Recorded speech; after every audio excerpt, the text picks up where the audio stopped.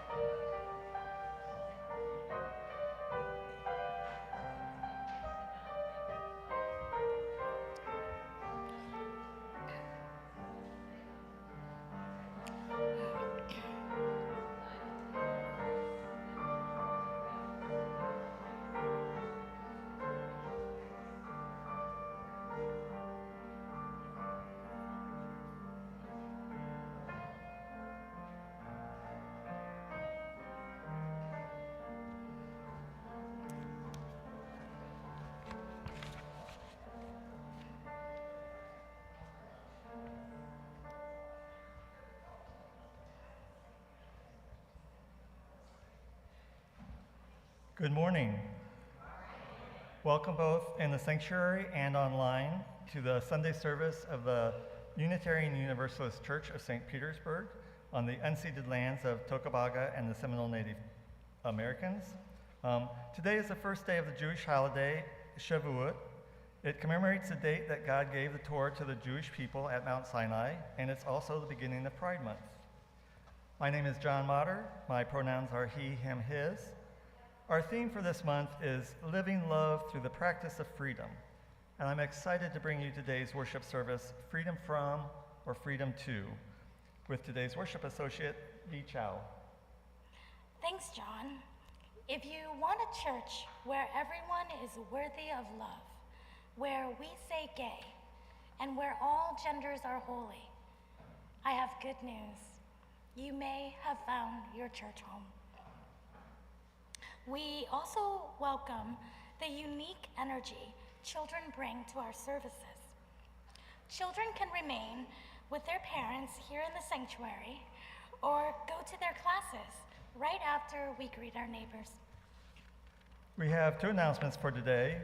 First up, it is the first Sunday of the month, and so the Sunday LGBTQ plus brunch will be at 12:45 at the Frog Pond downtown. It's at 890 3rd Avenue South, and so notify Chris McDonald by 11:30, and she's right up front if you're going to go, and allies are welcome.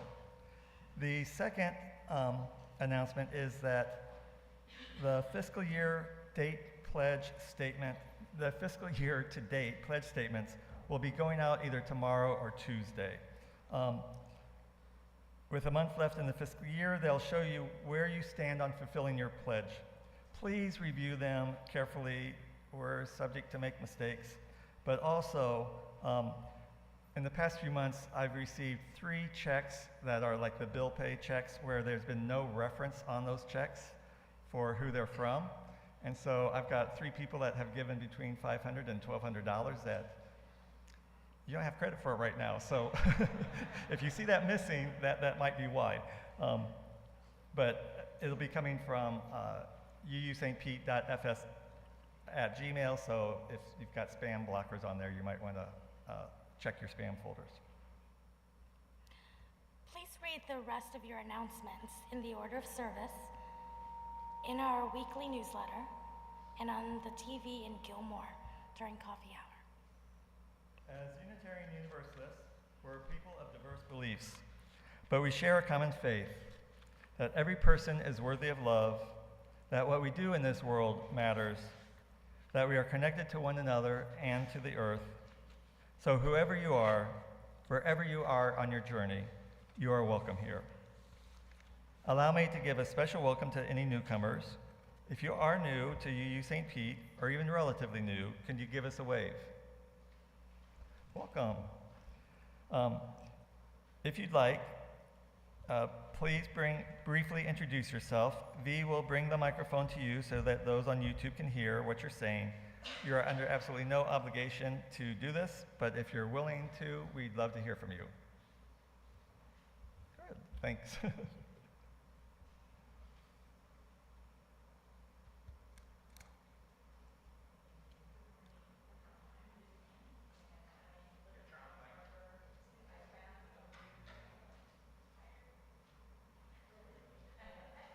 I was saying, I'm Vivian, and I live in Palm Harbor. I found the UU Church in Bellingham, Washington back in 1998, and have been looking to get back in the church since then, so I'm really happy to be here.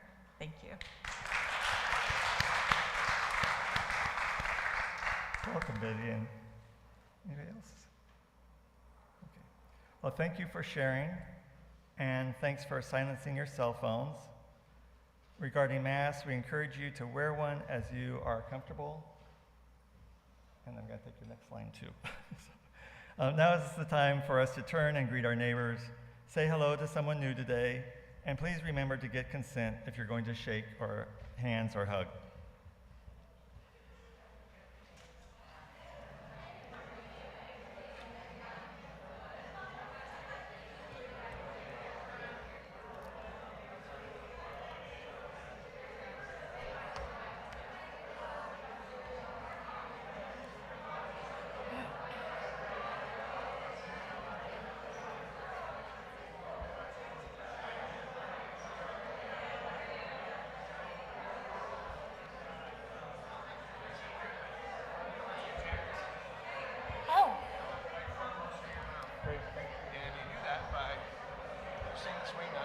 strong are you?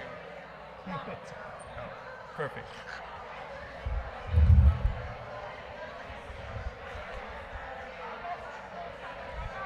Not quite that high. Oh, No, about there, I think. All right, stand up and see what that does. no. Yeah, down a little.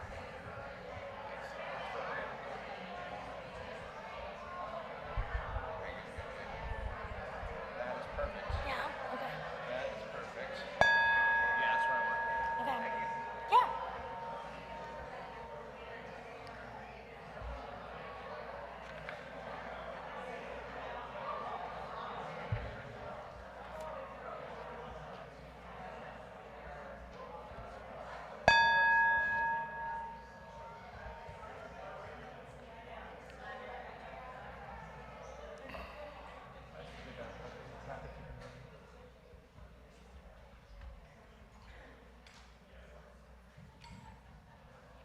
Hey, everybody.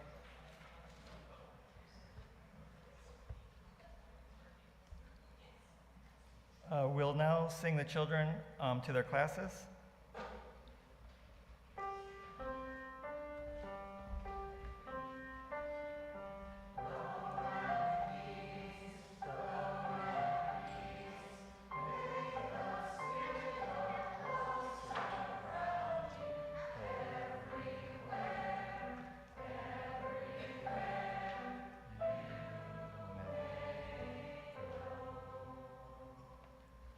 So now, please rise as you are willing and able for our first hymn, Come and Go With Me. It's number 1018 in the teal hymnals, and please remain standing after the hymn for the chalice lighting. Nice. We're just testing the mics quickly here. It's super fun. Look at this. Red, blue. Oh, now is blue kind of doing okay now? Okay, we'll stick to blue.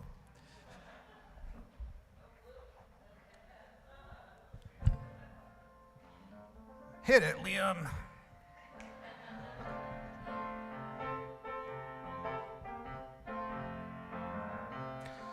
Come and go with me to that land. Come and go with me to that land. Come and go with me to that land where I'm bound, where I'm bound. Come and go with me to that land. Come and go with me to that land. Come and go with me to that land where I'm bound. There'll be freedom in that land. There'll be freedom in that land. There'll be freedom in that land where I'm bound, where I'm bound. There'll be freedom in that land. There'll be freedom in that land. There'll be freedom in that land where I'm bound. Justice. There'll be justice in that land. There'll be justice in that land. There'll be justice in that land where I'm bound, where I'm bound. There'll be justice in that land. There'll be justice in that land. There'll be justice in that land where I'm bound.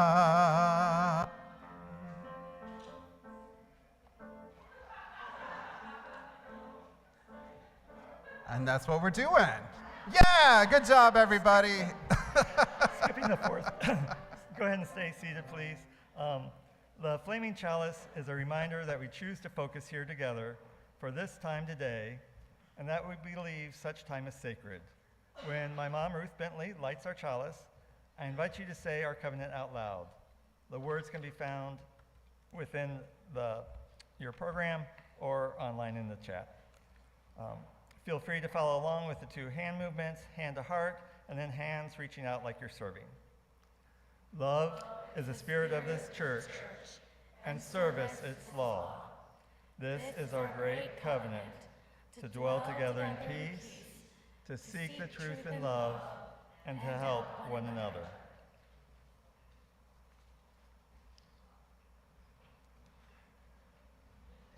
Oh, go ahead and please be seated. I really do know what I'm doing.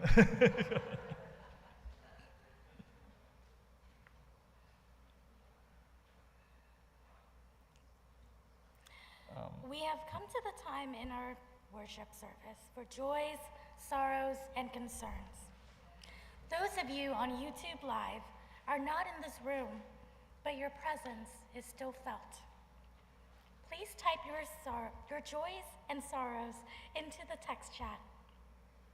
If you have a joy, sorrow, or concern to submit during the week, please write to Reverend Ben at minister@uustpete.org. Right now, Ariana Drew will place a stone in the water for each one that was submitted this week. If you have any additional cards, I'm going to get even with you, Ariana.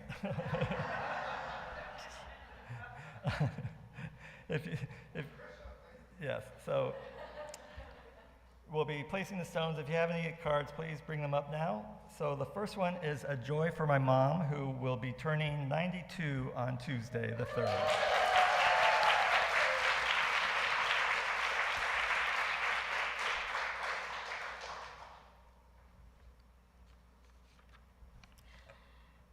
Joanne has a joy.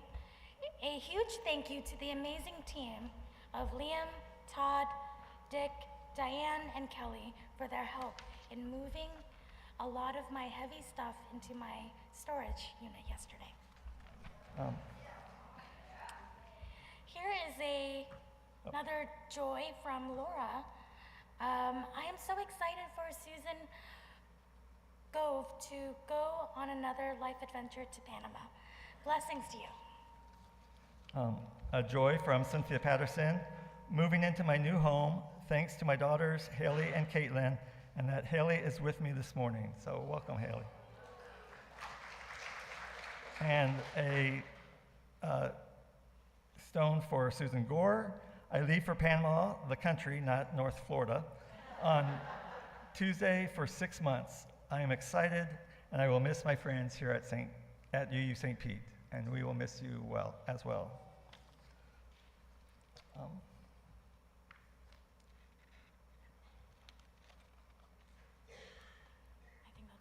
You're up though. And we will place the final stone for those joys and concerns that remain in our hearts, perhaps too tender to be spoken out loud. It is time for our responsive reading. The words can be found in your order of service. May our hearts not become calloused by the never-ending incidences of oppression and hatred that so many face each day. Rather, may we keep our hearts open to the positive efforts of so many people causing good trouble in the world. May we have the strength to demand and gain the right for all people to have a safe place to sleep, health care to keep them strong, and the knowledge that their lives matter. The struggle is taking longer than it should, but we will get there if we continue to strive for basic human rights. May all of us find a comforting and compassionate presence in the warmth of fellowship and community.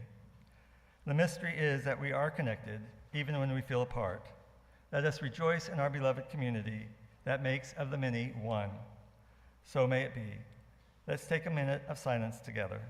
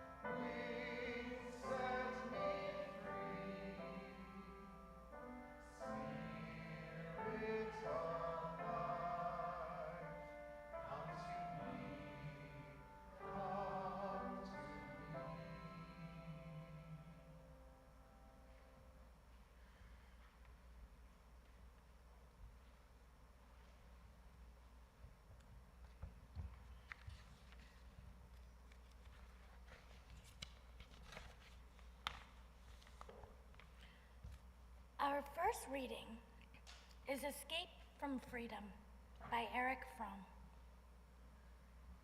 Modern man lives under the illusion that he knows what he wants, while he actually wants what he is supposed to want. In order to accept this, it is necessary to realize that to know what one really wants is not comparatively easy, as most people think, but one of the most difficult problems any human being has to solve. It is a task we frantically try to avoid by accepting ready-made goals as if they were our own. Most people are convinced that as long as they are not overtly forced to do something by an outside power, their decisions are theirs. And if they want something, it is they who want it. But this is one of the great illusions we have about ourselves. A great number of our decisions are not really our own, but are suggested to us from the outside. We have succeeded in persuading ourselves that it is we who have made the decisions, whereas we have actually conformed with expectations of others, driven by the fear of isolation and by more direct threats to our comfort.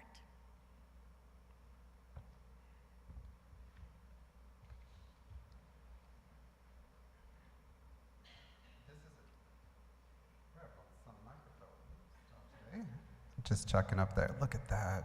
Wonderful. This is a song from the musical Newsies.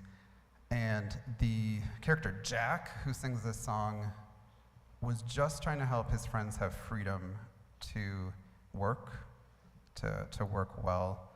And that didn't go so well. So now he starts singing about wanting freedom away from the life he's known.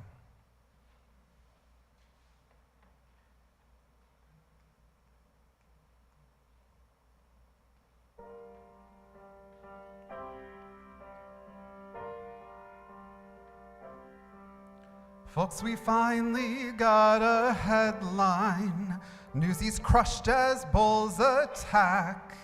A friend's calling me, but one's just too damn slow.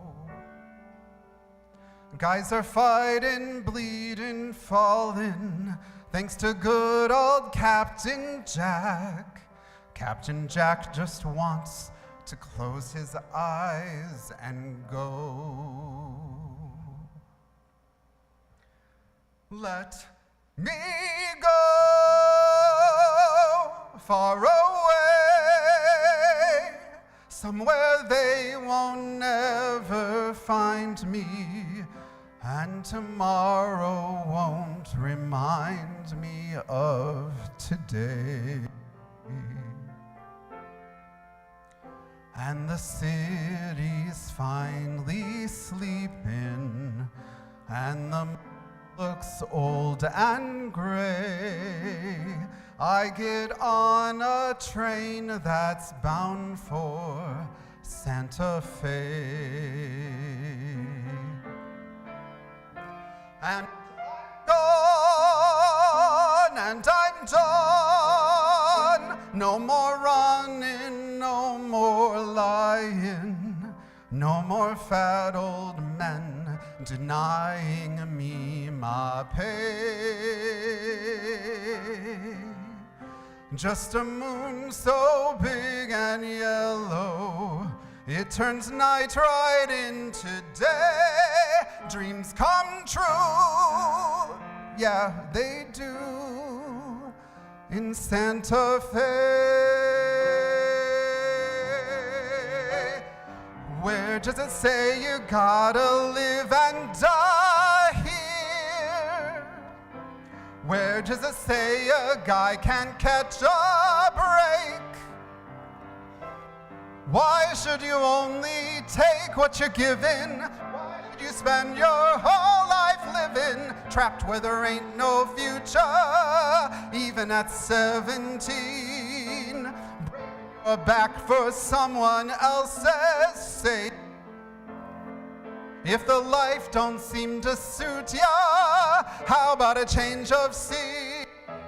Far from the lousy deadlines and the headlines in between.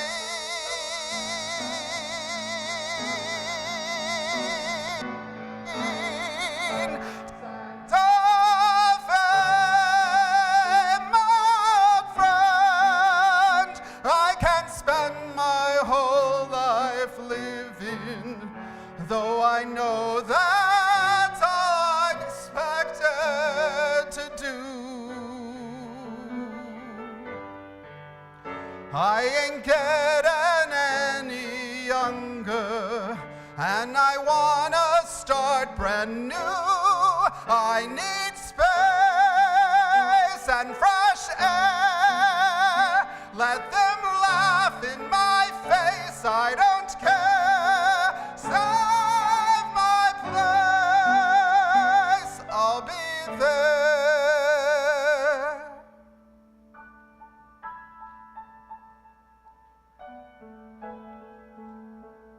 Just be real is all I'm asking, not some painting in my head. 'Cause I'm dead if I can't count on you today. I got nothing if I ain't got sentimental.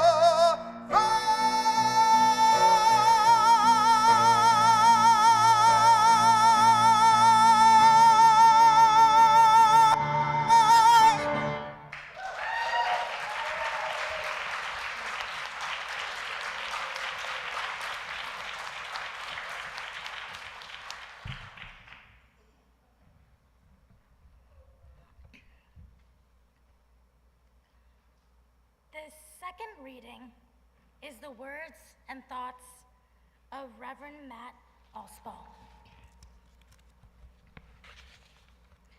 In the field of counseling called narrative therapy, we're encouraged to look at stories we tell ourselves in a new light.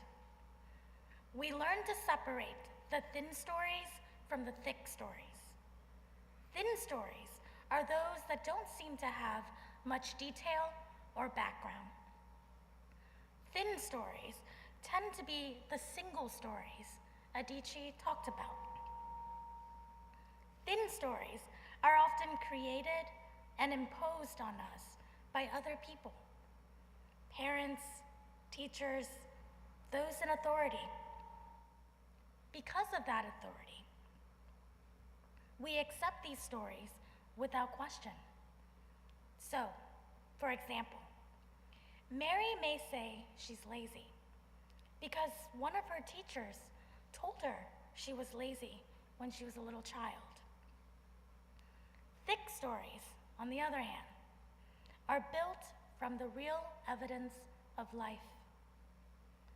They are rich with examples, full of details. They explore inner motives and outward forces that may have made the person act that way. In the practice of narrative therapy, people are encouraged to create alternative stories to their thin stories and to thicken them, looking for the richness and detail in their lives. So Mary, who considered herself lazy, may find that she is in fact very creative and often used her intelligence to find ways around boring tasks. A practice that many teachers would have considered laziness. She might review her life and find many instances where she broke the mold, rejecting wearisome, dreary work for novel, interesting tasks.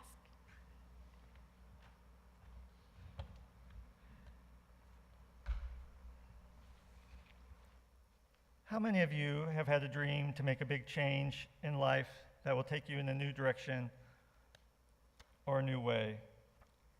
leaving an established career in order to make a favorite hobby your new vocation. You've been baking desserts all your life, and your dream of opening your own bakery. Or you become an empty nester and can't stop thinking about that summer you backpacked through Europe. To you, living in a little village in Provence would be the bee's knees. Or you have a position at work and you've never rocked the boat. But now you feel that you can't stay silent any longer, despite the risk of termination if you speak out. And then, how many of us end up not pursuing the dream because it's just too foolish? Or we have a comfortable life already, and so why risk the change? Or we don't know how to begin or where to begin, and so we just maintain that current course. As our first reading stated, to know what one really wants is not comparatively easy, but one of the most difficult problems any human has to solve. It goes on to say that by accepting ready-made goals as though they're our own, and that unless overtly forced to do something by an outside power, the decision to stay the course is ours. And that if we really wanted it, then we do it. It then says that this is a great illusion we have about ourselves. We have succeeded in persuading ourselves that it is we who have made the decision, whereas we have conformed with expectations of others, driven by the fear of isolation and by more direct threats to our comfort. And so what happens?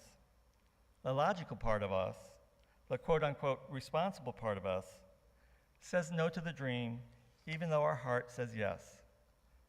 And we have good reasons for not wanting to pursue the dream.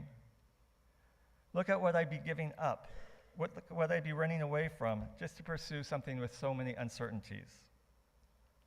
Most of you probably don't know this, but I was in a relationship just shy of 11 years.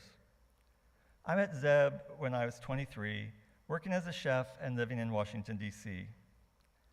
Despite a 7-year age difference, we hit it off immediately, and that initial lust turned to love, and we were soon living together. We had a really charmed life. We had a nice group of friends, enjoyed entertaining them, exploring restaurants, shopping the local stores for deco furnishings, clothing, and a lot more. We hit a few rough spots, but we were able to work through them. After one of those particularly hard, rough spots, I left the culinary field and spent 2 years at Howard University finishing up my accounting degree. We often talked about the fact that he was one of approximately 90 black students graduating from UVA in the mid-70s, and I was one of the handful of white students going to Howard. Trust me in saying that integrating a Southern college was a much more difficult experience for him than attending Howard was for me. I began my career with Arthur Andersen, and life seemed to only get better. I was doing well, and I made manager in 4 years rather than 5. It was the same year that we celebrated our 10th anniversary. We had a friend who was the co-owner of a little local arts and entertainment magazine, and he had asked us if we'd be willing to be in an article for Valentine's Day. We joined 4 other couples and provided the 10-year perspective. During that interview for the article, I can remember thinking, we made it 10 years, but I don't think we're going to make it to 11. In talking about our relationship, Zeb kept referring to it as comfortable. To me, comfortable is what you say about a favorite pair of shoes, and not the person you want to spend the rest of your life with. And this is where freedom from versus freedom to becomes significant. Over the ensuing months, I thought about what I wanted to do. Life wasn't miserable. We were companions that had common interests. We had a great network of friends. We had great dinner parties. We were parents to a Dalmatian and a black lab. I would be an idiot to give up all of that for the unknown single life. I was one half of this entity called John and Zeb. And so initially, I resisted thinking about leaving that relationship, but my thoughts did begin to wander and imagine what life might be like. What constraints would I have to be living alone? It was the everyday things like living on one salary, how to divide up our belongings. But there were much bigger questions, like what sides would mutual friends take? People almost always take a side in a split. What if I stuck it out only to end up being 60 and wondering, why had I settled for being comfortable for 35 years? The months passed, and eventually Labor Day weekend came about. Our group of friends did the annual rental at Rehoboth Beach for the week. It was awkward from the start. I think the pressure of putting on a good front for everybody was too much, and so on that final night there, tempers boiled over. As usual, friends were mostly unaware. I was always good at hiding our arguments. I claimed to have a headache, and so we left early from the dance club. We spent the next 2 weeks not talking about it because Zeb dealt with problems by avoiding them. I called my mom, and she provided some good advice on what things I might consider rather than telling me what to do. And so I chose the path of freedom to explore life as John. I mentioned that I thought we both knew that it wasn't working. And so when I said, I don't think this is working out, he said, oh, I'm fine with things. And so I had to say, well, I'm not. So a week later, I celebrated my 34th birthday alone for the first time in a decade. And 6 weeks later, he was dating somebody new. I'd like to say that it went smoothly, but it didn't. The reading has that line saying we conform to expectations of others driven by the fear of isolation and by more direct threats to our comfort.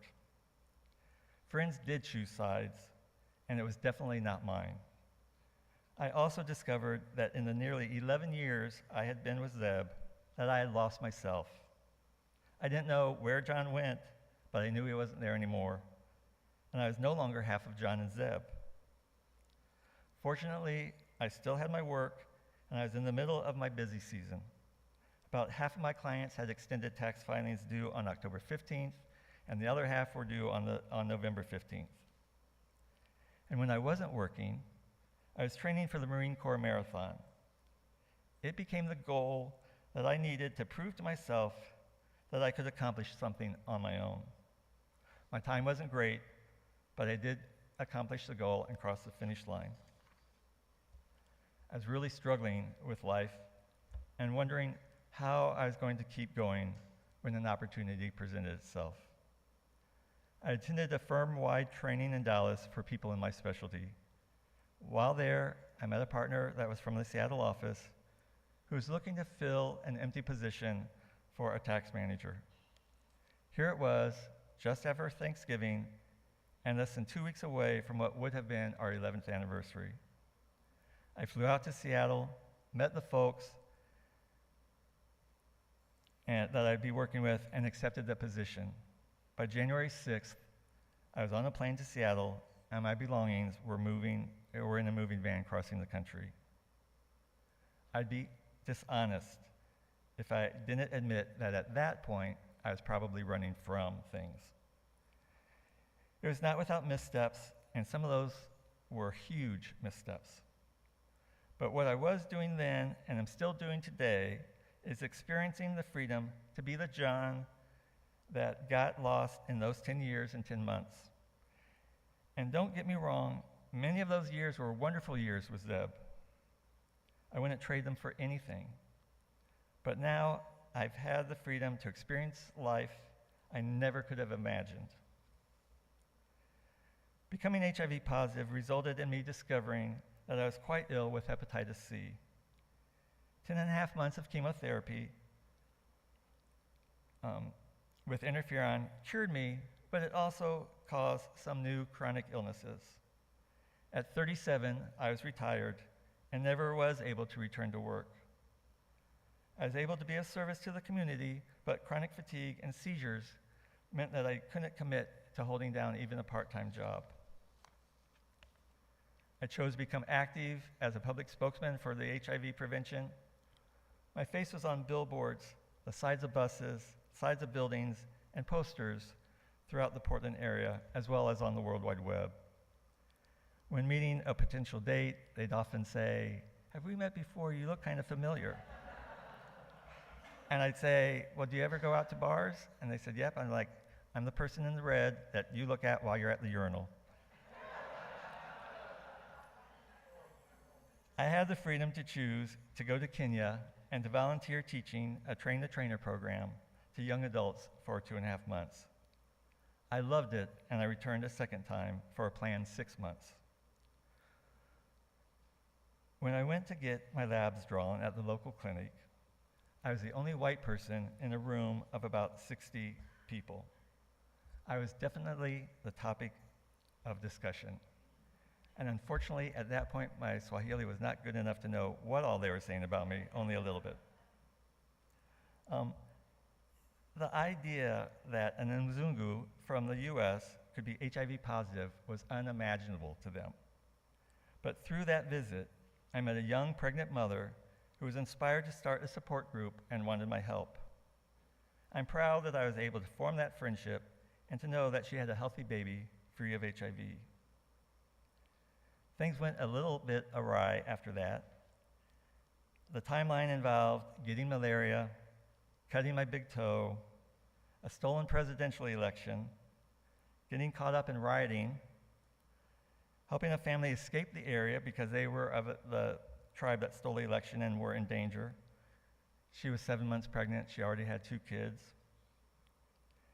Collapsing with seizures and an airlift to Nairobi. The induction of a coma to stop the seizures, going into septic shock, surviving that, and then being mad because I had to go back to the US 3 months early.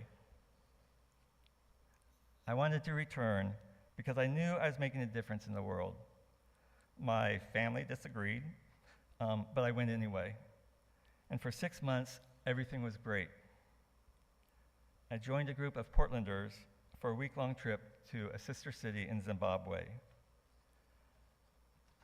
I had learned my lesson from that previous trip, and so rather than airlift insurance just to get me to the capital, I had airlift insurance to get me all the way back to the US. Conditions were difficult because of the Mugabe regime, but we were able to make it. We knew we were making a difference. But with 2 nights left before heading back to the US, seizures hit again. And the next thing I knew, it was 10 days later, and I was waking up in a Portland hospital. By then, my stepfather was dying, and so I chose to go and help him die at home on his own terms. I did end up returning to Kenya a 4th time. I needed to increase my odds of being there and being healthy. But things did go well. I packed up my belongings and left the furniture that I'd had made and left behind my little 200 square foot apartment that I absolutely loved. But I went to my friend Mohammed, and he was able to rent it, and by then, he used it as he was starting his own NGO, which is his own nonprofit. What is the point of this long story about myself? I chose to leave that relationship because I was limiting myself by staying. These past 20 years have allowed me the freedom to truly grow towards the person that I would like to be. The goal changes and adjusts as I experience life, but I know I'm making a difference and I'm making a change in the world. That change has been possible because I chose the risk that I wanted to be scared as hell in leaving my partner. I know that each of you are capable of taking the risk to achieve the freedom to do something similar. Life requires us to play an active role in it, and we can create a better world if we believe in ourselves and do the work to help others believe in their own inherent worth and dignity. I challenge you to pick up that desire to work towards freedom and help create a better world. Amen. I say, blessed be.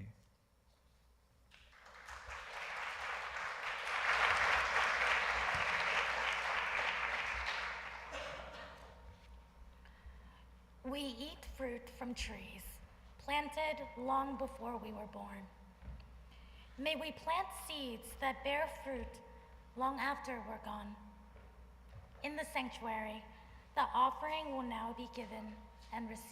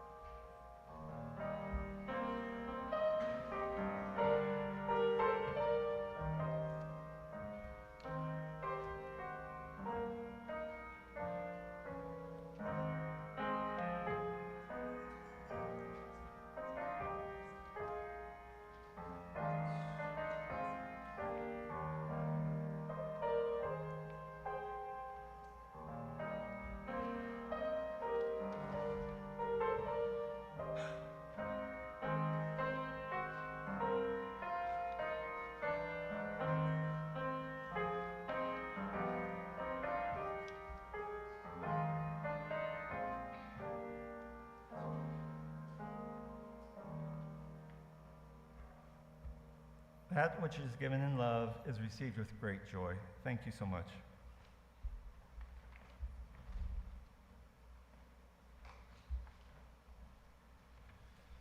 Thank you, John, for your words. And thank you, V, for yours. It's V's first time as a worship associate.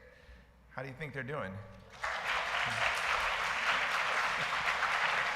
You're like, no, it's not that good. It's New Member Sunday. My name is Ben, by the way. I'm the minister here. It's New Member Sunday, and I want to invite all the new members to come forward, along with members of our membership team who are already up here: Chris McDonald, Emily Jacob-Ison, Joanne. So Carolyn Felt, if you're here, Bob Klingman, there he is. Bianca Hatton has to come all the way down from the. Are you really not going to come down? Melissa Schramm, I think, is not here. Beth Wall, I haven't seen.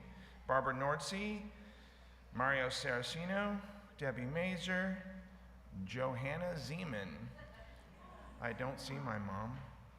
There she is. She's here. She's right here. She's right here. She's working. Oh, hi, Mom. There. Debbie Mazer, I said Barbara Nordsey. Who am I forgetting? Anyone else enrolling? And I know that some of you joined but then didn't get to go to a New Member Sunday. Is anyone in that group? Then you can come up. What you can't do is come up if you're like, oh, this church is great, I want to join. You have to take the new member class, but it's fun, so I do invite you to do that.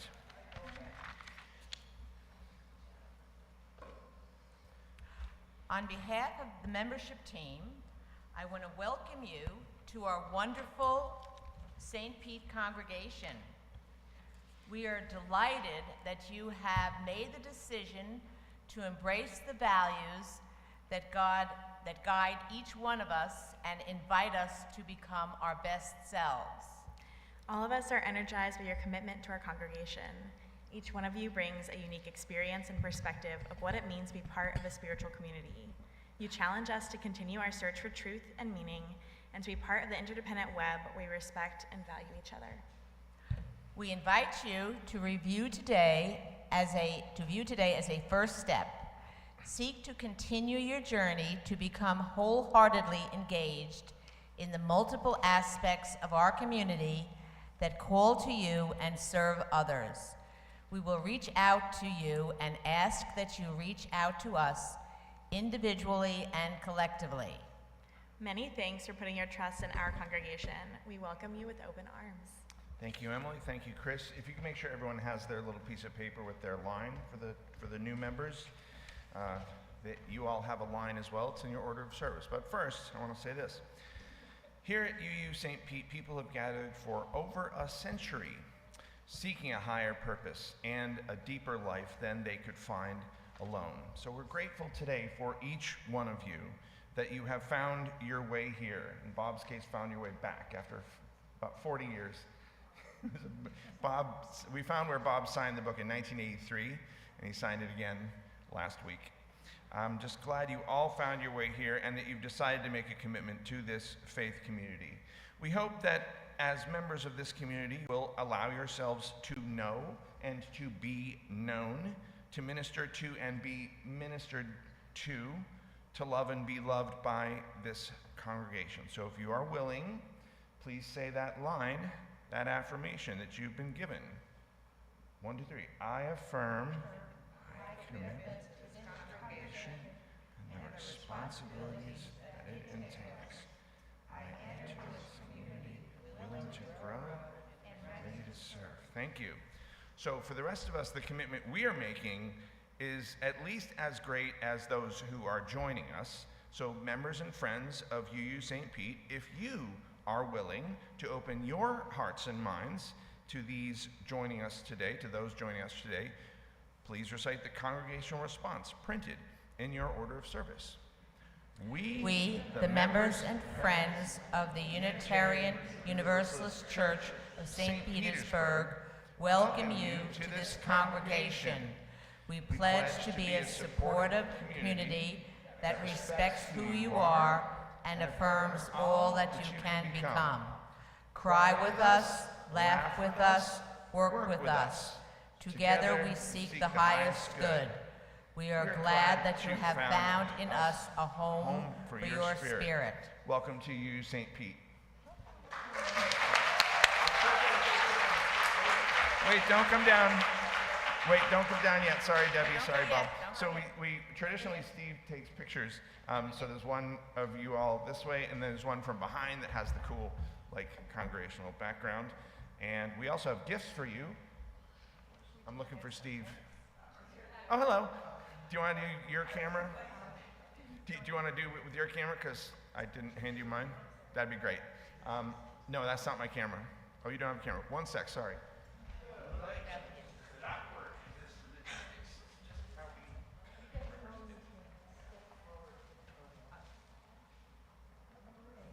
Everybody getting on one line.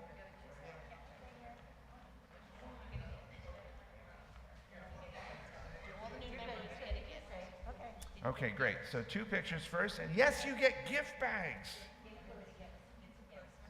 And if there aren't enough bags, please tell me. Oh, let me get it on.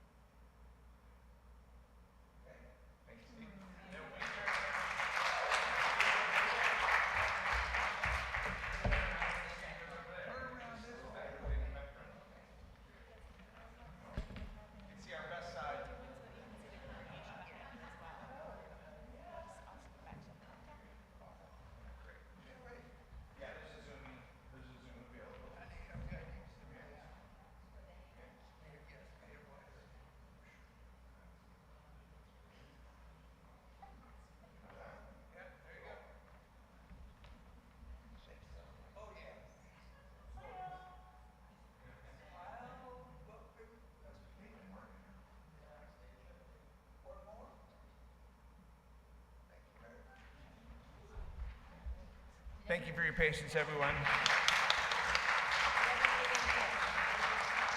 Please rise as you're willing and able for our closing hymn. It's one of my favorites, The Fire of Commitment. It's number 1028 in the teal hymnal.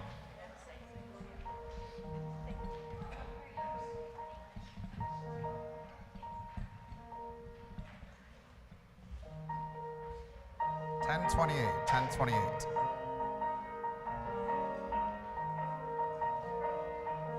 From the light of days remembered burns a beacon bright and clear, guiding hands and hearts and spirits into faith set free from fear. When the fire of commitment sets our mind and soul ablaze, when our hunger and our passion meet to call us on our way, when we live with deep assurance of the flame that burns within, then our promise finds fulfillment and our future can begin.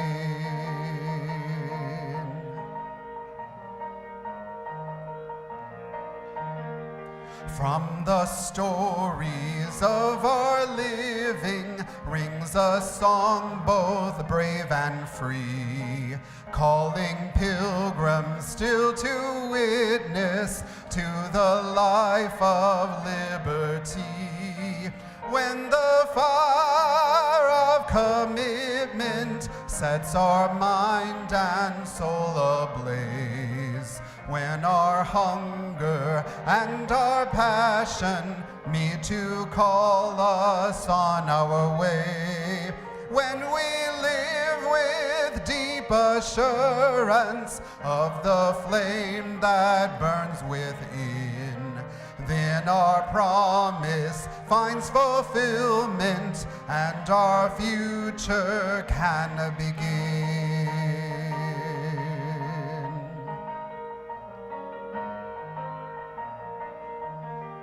From the dreams of youthful vision comes a new prophetic voice, which demands a deeper justice built by our courageous choice. When the fire of commitment wits our mind and soul ablaze, when our hunger and our passion meet to call us on our way, when we live with deep assurance of the flame that burns within, then our promise finds fulfillment and our future can begin.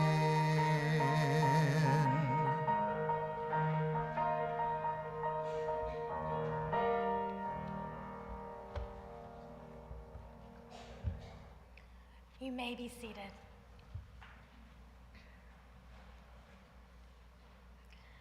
Our closing words are by Carl Seberg. Through our temporary lives, the great currents of history run. Let us keep the channels open and free, so not to obstruct purposes greater than our own. Let us keep our minds set upon the high goals that here bind us into one sharing fellowship of loving hearts. Now, please remain seated as Liam plays our postlude.